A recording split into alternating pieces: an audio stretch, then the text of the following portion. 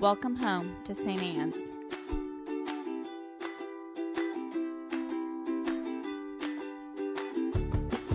We want you to know that you're welcome to join us at 10 a.m. on Sundays. Please be sure to hit subscribe to receive our sermons. We can't wait to meet you.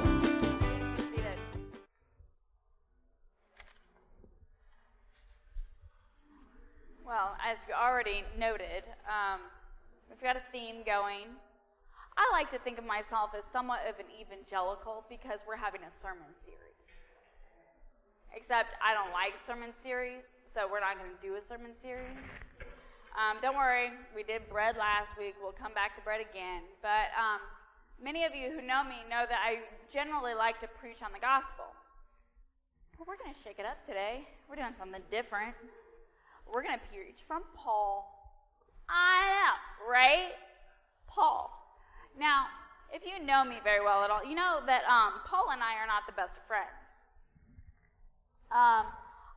In many ways, I see Paul as kind of a squirrely little dude who is attempting to prove himself to all of us because he likes to claim that he's one of the apostles. But to be an apostle, you had to actually know Jesus. Paul didn't know Jesus. I know. And so Paul spends a lot of his time in his writings making sure that he justifies the fact that he's one of the apostles. The other apostles didn't think he was apostle. Someday we'll talk about how much Peter and Paul liked each other. It's not at all. The fact that they share a saint day is like God's humor. I mean, think of the person that you dislike the most, that like you disagree on everything. Like you are sharing a day with them forever. Because that's Peter and Paul. They do not like each other. Anyway, so I don't preach on Paul a whole lot. But I do think that Paul is super, super important. Because Paul is actually the one who lays the groundwork for the church as we have it today. It's really Paul who gets his vision of a world church and the way that we live in community to this day. Because that's not really what was going on in the early church. Paul really picks up on this and starts the church as we know it. And so a lot of people like to go to Paul and be like, well, see this line right here? There's this fun little thing called proof texting. Don't do it. It's a horrible idea. But people like to do it because it's convenient. And you go to a little piece of Paul and you say, see, Paul thought this. Yeah, and then you go, yeah, but see over here, Paul thought this, which is the opposite of what you just pointed out. So that's awkward. Anyway, because here's what Paul's writings really are. Paul's writings are not a canon of rules that Paul hands to us and says, here, this is the church. Here, this is how to live as Christians. It's not quite like that. Paul's letters are more like this. Paul is a church planter. God bless him. I can't imagine doing that work, but there are people who love it. God bless you. So he goes and he travels somewhere and he rallies all the troops. He plants a church. And then he's like, well, see ya. That was fun. See you later. And he goes somewhere else and he does this all again. The problem is, as many of you probably are aware, being human yourself and living a life surrounded by other humans don't get along really well, turns out, especially when we're in groups, because like really, the only person I agree with all the time is myself, and sometimes I don't even agree with myself. But you want to go live with other people, it gets weird. And that's kind of what happens, because you go and you preach this great sermon. You start this great church. It's going to be beautiful. Anyone ever been involved in a brand new church, you know it's going to be great. And then it isn't. Because you're here and you're great, but all these other people are here too, and they're not great. I mean, there's always that other person in church that you're like, seriously? Why do you go here? And that's kind of what happens in the early church. And so what do you do as a leader of one of these churches? You go back to the charismatic dude that started the church, and you're like, you got to help us. It's bad. It's really, really bad. And so somebody writes a letter to Paul. Paul gets a letter, and he's like, oh, God, it's the Ephesians again. Okay, so he writes a letter back, dealing with whatever pastoral ministry chaos has ensued in Ephesus to fix it, right? And so when you go to read, I know this is really, really long, and we haven't even really talked about the point of the sermon yet. But it's really important because Paul, I don't always get along with Paul, but Paul gets really abused scripturally. And it's because he writes a letter to each particular situation as it is needed. It is not a canon of literature to be followed all the time. It is a very particular letter to a particular group of people who have a very particular issue that they're dealing with. Now, conveniently for us, it turns out that the Ephesians struggled with many issues that we humans today still struggle with. Crazy, right? You're like, what? We haven't figured that out yet. No, we haven't figured that out yet. No, we have not figured that out yet. So the folks in Ephesus, like no other Christians that I know, they argue a lot. And we're like, what? Yeah, they do. They disagree on things. Crazy, right? And they get angry with each other. Crazy, right? And they don't know how to live in community because they're arguing all the time. What? And so Paul writes back.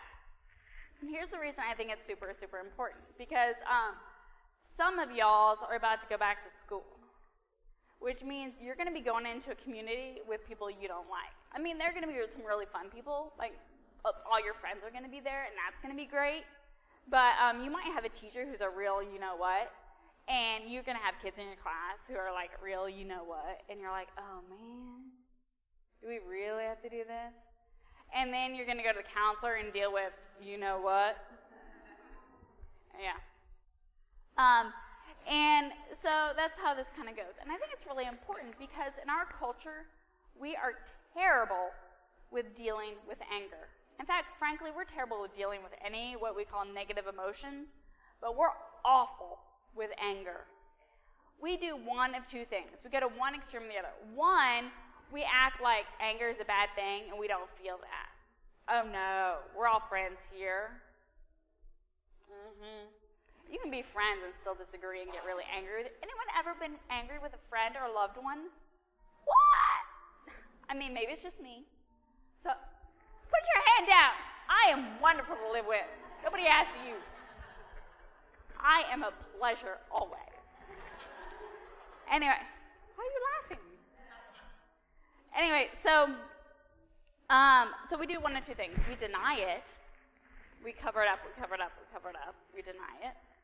Or we go to the other extreme and we explode and release that anger in the most unhealthy of ways, which usually involves screaming. It can actually, as we all know, sometimes turn violent, right? So we do one or the other. We're like, oh no, I don't get angry. I would never get upset. Or we do. I'm not going to say it. But we cloak ourselves in that anger. We become very, very aggressive. Now the problem is, the anger isn't the problem. There is no feeling or emotion that is bad. They're all neutral. Feelings are feelings. Emotions are emotions. We have them. They're healthy. You should have them. Having emotions is a good thing. If you don't have any feelings, come talk to me later, and I'll get you a phone number for somebody, and we can get that worked on. So emotions and feelings are good things. I mean, they are a response to whatever's going on around you, or even within you. So that's not a bad thing. Where we get into trouble is that we don't always know how to deal with our feelings and emotions. And that's where it's really, really important, because what Paul is talking about, and what you and I all have to figure out, is how do we live in community? How do we do that? Because I'm wonderful. I'm a pleasure always. Good thing he's busy drinking a slushie. but not everyone else is. And sometimes I get frustrated with even me. So when we put a whole bunch of us together, it gets really messy, doesn't it? And we want to think as Christians that once we've come to this, baptism, we've found the church, we've found God, that's going to fix it. And church is going to be perfect because it's a bunch of Christians who have found Jesus. It's going to be great. Surprise, it's a bunch of humans. And yes, hopefully we've found Jesus, but that just means that we're more aware of some of our stuff. We still have our stuff. One of my favorite things ever is you go out and you talk to people, and they're like, oh, what do you do? And I really want to lie and say, like, I'm a barista or something, because it's going to be an awkward conversation. And I'm like, don't ever ask me what I do at a wedding reception, because invariably there's going to be a 23-year-old young guy there who decides to convince me of atheism. I just want to eat cake and drink scotch. I do not want to convert you. That is God's job to convert. I'm just there to support you in your conversion. I do not want to debate. Anyway, that's what they do.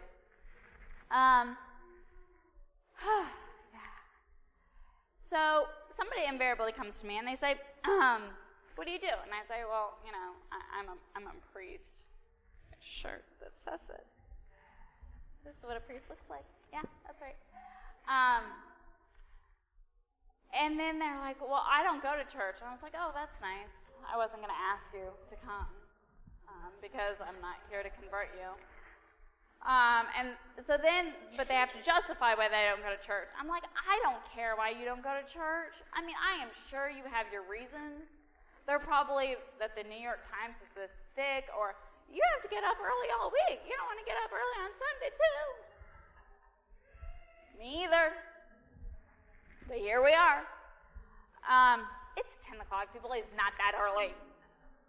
Anyway, so they have to justify it. And they're like, oh, or because, nobody actually wants to feel guilty about the real reasons for not going to church, they say something and said like, oh, well, I don't go to church because church is full of hypocrites. Well, yeah. And then but there's always room for one more. Come on in.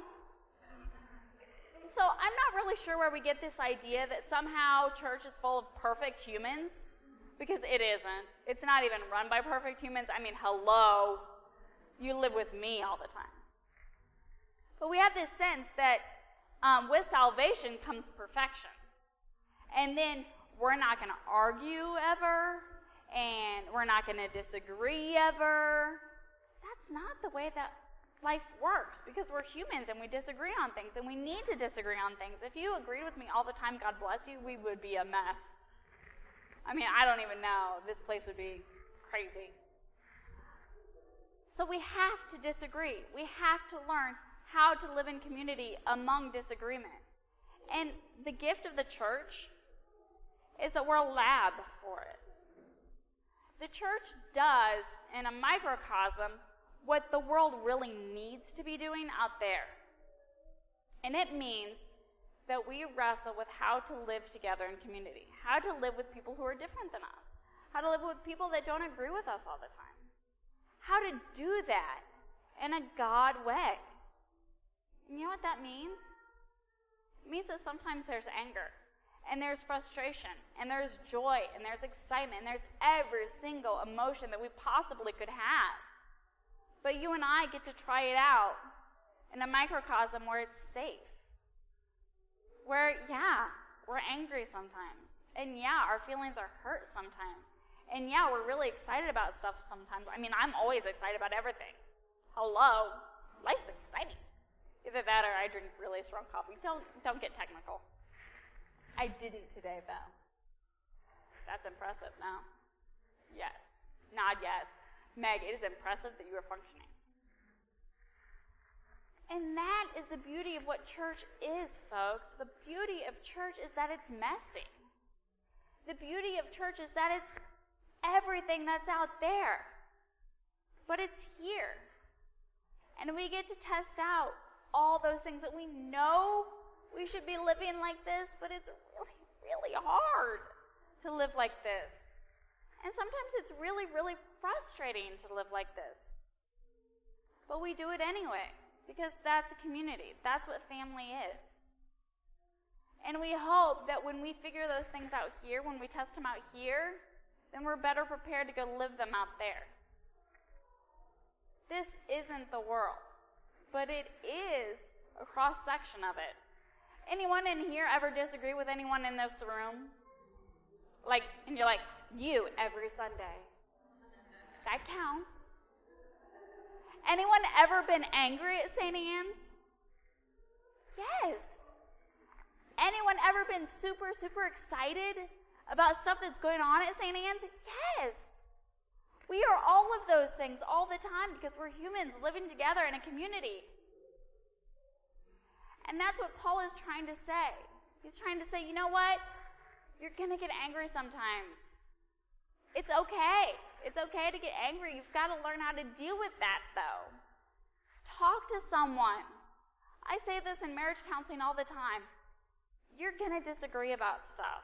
I mean, it's called being human. If you don't disagree, we have another conversation that we need to have. But talk about it. Deal with it before you learn to dislike someone.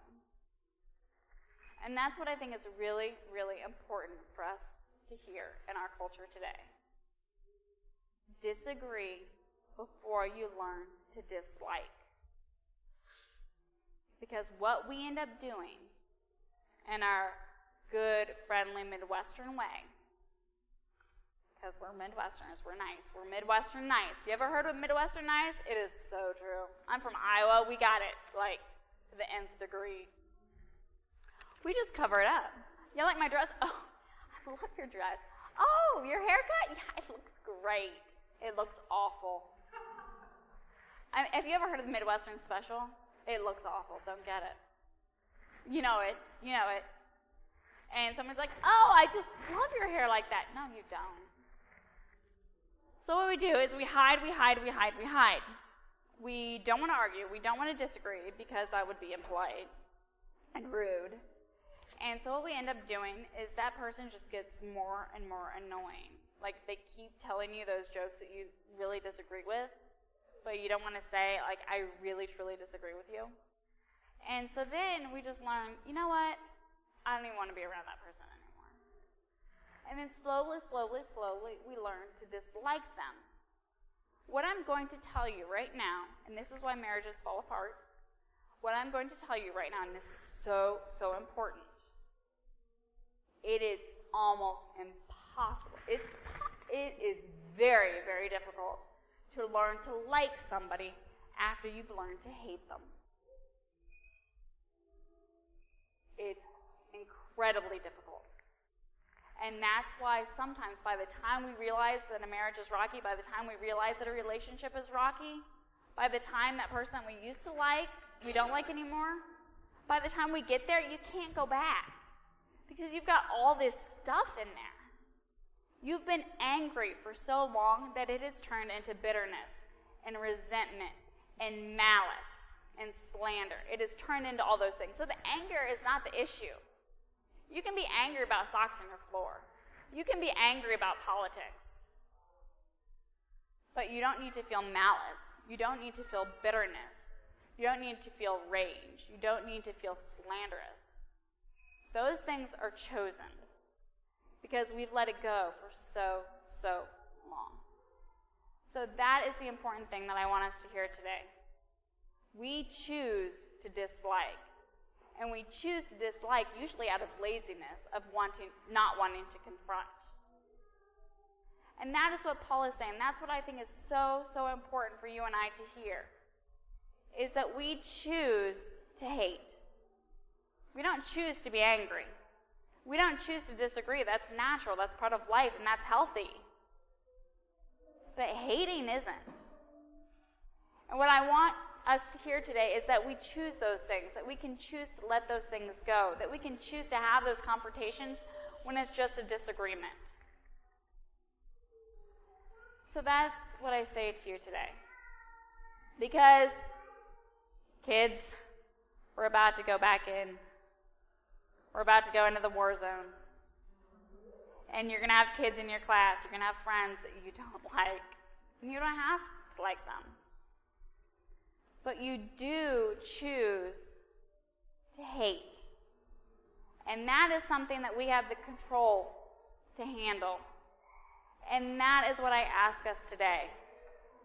You don't choose your emotions, but you do choose your actions.